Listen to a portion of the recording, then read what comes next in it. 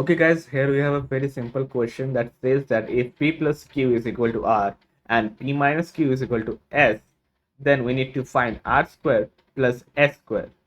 So this is a very mathematical question. So we need to find r square first. So if we do the r square, this thing will also be squared. So let's do that.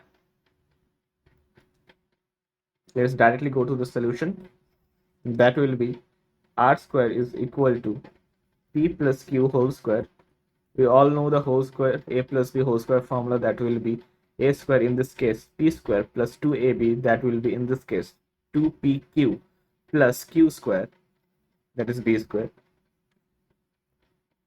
And we also will find a square as well.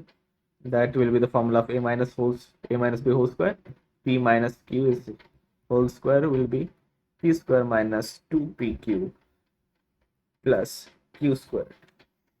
Now if we add those, r square plus a square is equal to p square plus 2pq plus q square plus p square minus 2pq plus q square.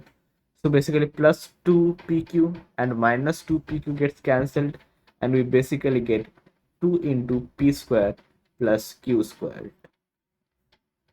We can also do a middle step, that is 2p square plus 2q square, which is not needed, but this is our answer, which matches with our option number 2. Let's tally with our answer sheet. Our answer is absolutely correct. That is option 2.